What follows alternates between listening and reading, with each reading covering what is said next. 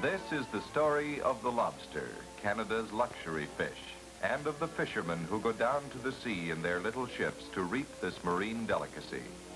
Its home is the Canadian Atlantic seaboard, of which the waters skirting Nova Scotia's long, indented shoreline provide nearly 1/2 of all lobsters caught each year in the Maritimes. And Nova Scotia even has the shape of a lobster.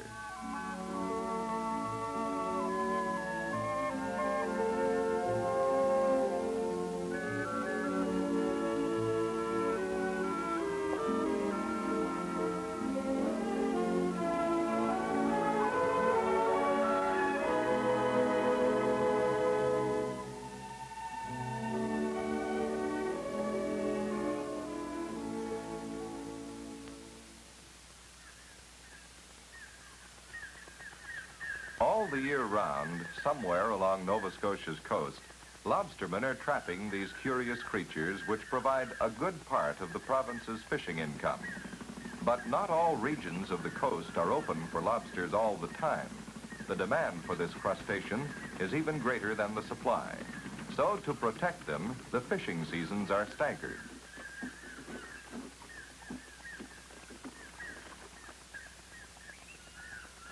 Lobster fishermen, however, do other things besides fish lobsters. During off-seasons, they fish other species of life found in the sea, or harvest Irish moss exposed on rocky ledges at low tide, as is dulse, another product from the sea. Fishing villages are stamped with the salty pattern of the sea around them, but the people live much the same lives as their neighbors in inland towns or villages. School events and social gatherings are red letter days on their community calendar.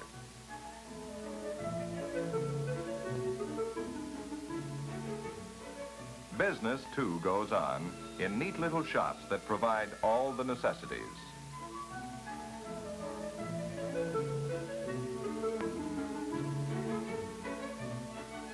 Even so, there are housewives who prefer their own homemade butter and tangy buttermilk that the menfolk like to drink when they come in from their work.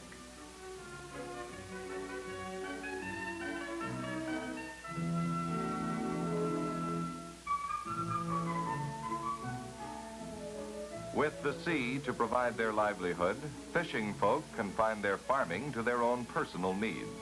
Perhaps a few chickens for eggs and meat, and up and down the coast, a little harvesting of hay and grain for livestock.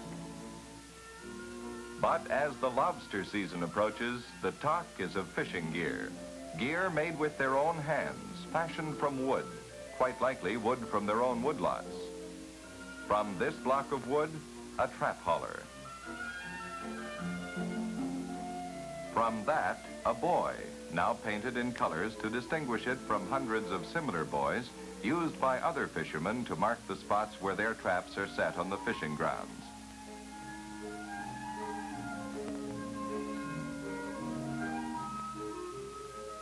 Fashioning the traps by the fishermen never fails to fascinate passing tourists. It is an art handed down from father to son through generations. The men don't take a back seat to anyone insofar as needlework is concerned either. The netting of cotton or nylon is twined into the frames at both ends of the trap and partitions the trap inside where the lobsters are caught.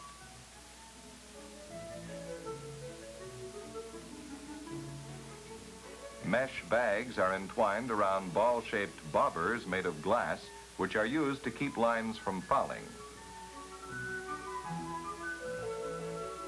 So, all around the seacoast in their particular lobstering districts, lobstermen repair, paint, and get their gear ready for the catch. And a colorful show it is. Boats leave for the fishing grounds on a given signal. The initial catches are the important ones, as lobsters become scarcer as the season continues. So there is always a race for the choice fishing spots on that first day.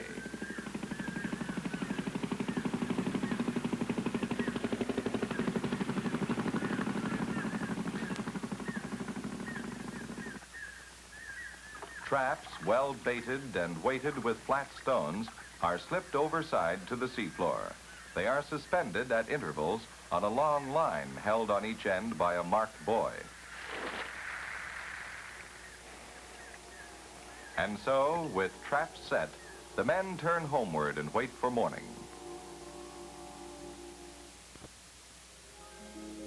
Long before dawn lightens the darkened sea, fishermen look to the weather. A stiff breeze from the wrong direction could keep them ashore on this important first day. And a heavy running sea fretted by gales could mean serious trap losses too.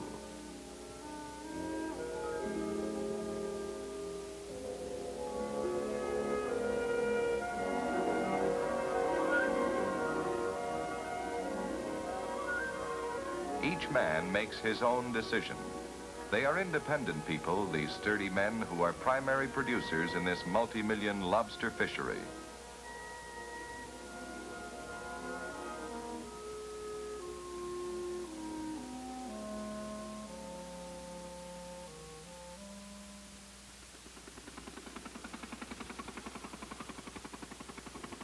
As fishing boats go, lobster craft are small.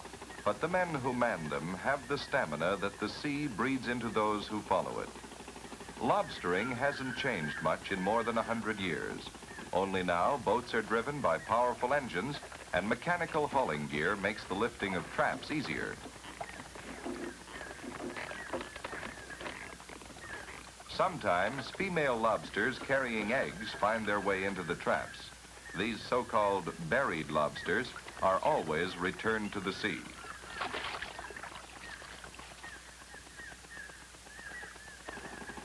After rebaiting, the traps are again returned to the seafloor with hopes for an even better catch the next day.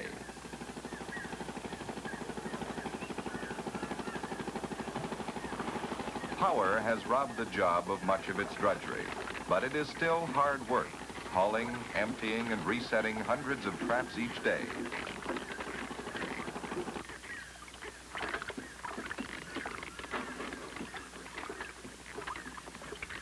Numbers count, but so does size in determining the price.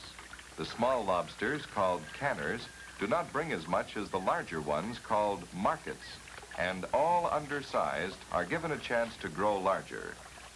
The type of bait may vary in different regions, but herring is commonly used. Lobsters are really not too fussy about their diet.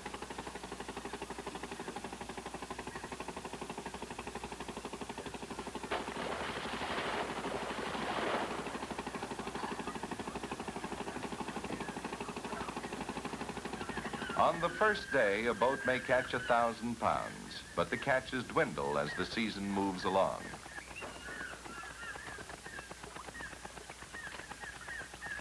As time permits, the claws of the lobsters are plugged with small wooden or plastic pegs. Otherwise, they would damage or kill each other.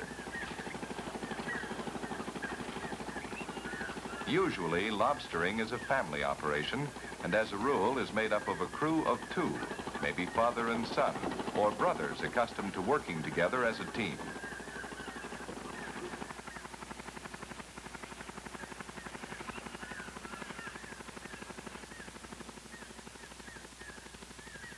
In a productive area, a boat may land 25,000 pounds of lobsters in a season, but such a catch is rare in these days. Lobsters usually are shipped alive in wooden crates packed with seaweed and ice holding 100 pounds each. However, they are not always shipped immediately. Demand governs time of shipment. Lobsters are held in pounds through which the circulation of seawater keeps them alive indefinitely.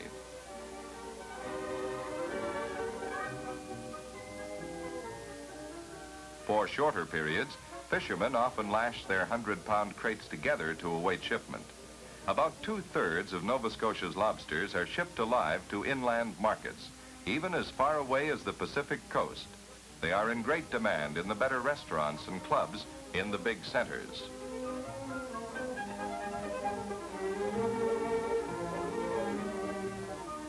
Before improved refrigeration and transportation methods, canneries handled most of the catch. Even the choice lobsters, the markets.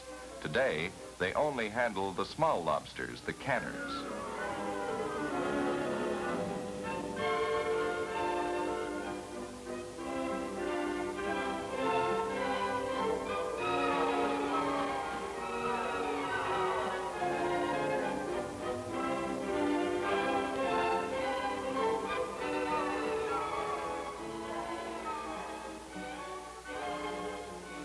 Shucking lobsters is a job requiring speed and skill.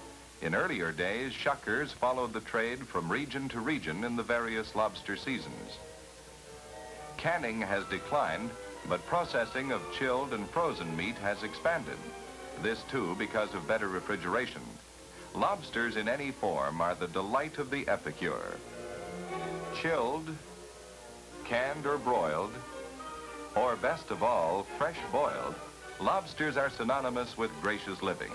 The flavorsome, firm white flesh with its natural garnish of red, as the nursery rhyme has it, makes a dainty dish to set before the king. It is the highlight on the menu of any banquet table, outdoors or in. But somehow, it tastes best of all at a picnic supper at the end of the day.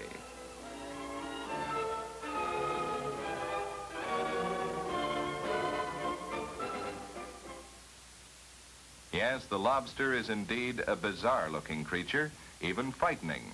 It is the most important of Nova Scotia's inshore fisheries, but it bears no resemblance to a fish. It has no backbone, scales, or fins. It has 10 legs and a crust-like shell, and it can propel itself either backward or forward.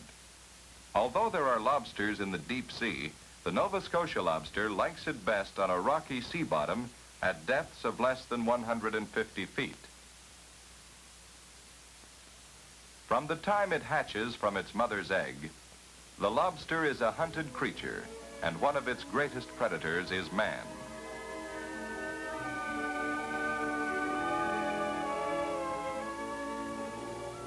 That is why there are open and closed seasons, and why the land and sea forces of the Department of Fisheries insist that the lobster fishing seasons are observed and the fishermen's multi-million-dollar industry protected.